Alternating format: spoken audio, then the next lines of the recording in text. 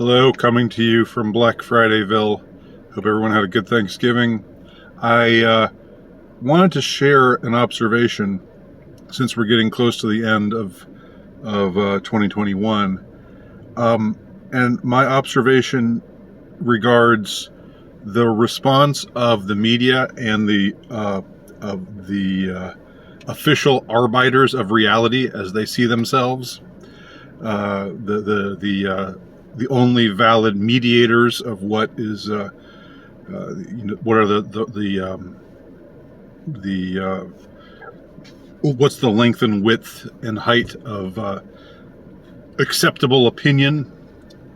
You know the kind of people I'm talking about. The ones through whose filters we are forced to see the world, unless we just don't pay attention to the media, in which case they lose their power over us. But when we do pay attention to them, just to see what they're going on about, we see a very stark difference between 2020 and 2021, and that difference regards people who are protesting. Remember back in 2020, anytime, just about any time people were protesting, it was lauded and applauded, and it was portrayed as mostly peaceful, even when it definitely wasn't mostly peaceful. This was the norm for 2020.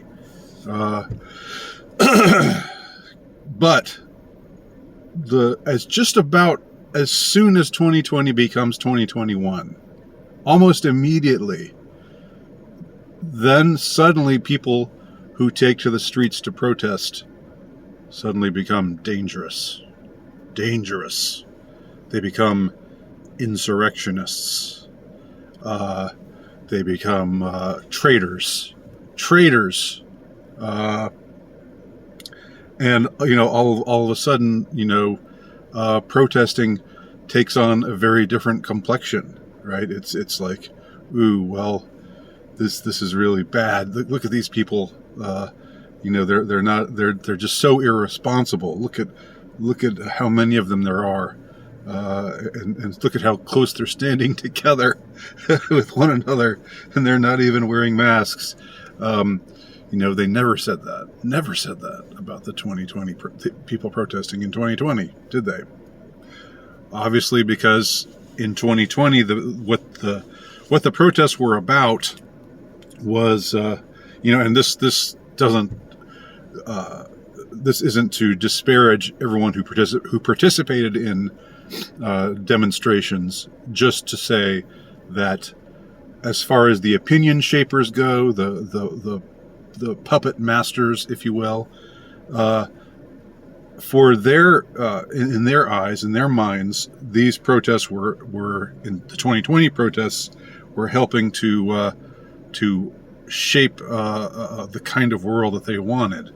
They wanted to help to show these protests in such a light, in such a manner that would help along to further the agenda, right? Which is the Great Reset, Build Back Better. It goes, like the demon in the New Testament, in the Gospel of Mark. Its name is Legion, for they are many. They go under many names. Their names are Legion, but they're all wanting the same thing. They're all furthering the same cause, if you will, if you want to call it that. But 2021, just about for the entire calendar year, anytime there were massive protests, they were either disparaged by the mainstream media, or they were ignored, or if they were not disparaged and ignored, they were sort of, some dubious light was cast upon them. It was suggested that, oh well, there weren't that many of them. They thousands of people march in the streets, and they say, oh, well, about 700 people showed up to protest. In the streets of Vienna or Paris or or in the Netherlands, or in London, or wherever. Um, and so you saw this almost, you get whiplash, really, if you when you think about it too hard, because it's like, wait a minute, I thought it was good to protest. I thought those people were out there exercising their rights, and they were saying things that, that needed to be said, and they were taking a stand for the cause of justice and so forth.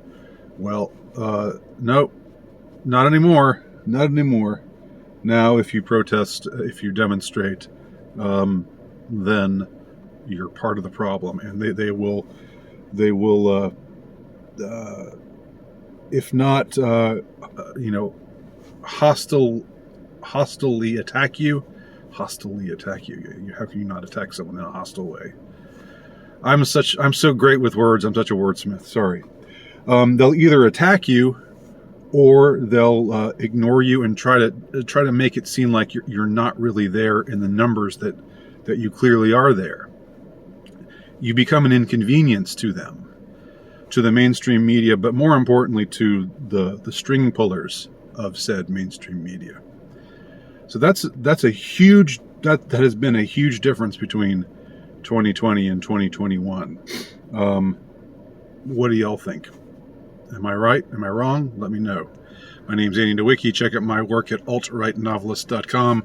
Right now, by the way, if you want to check out my inventory at terrorhousepress.com, which includes 4 of my books, including The Insurrectionist, my latest. There's a Black Friday sale going on, I think, from now for the next few days. You can get some good deals on some fine literature.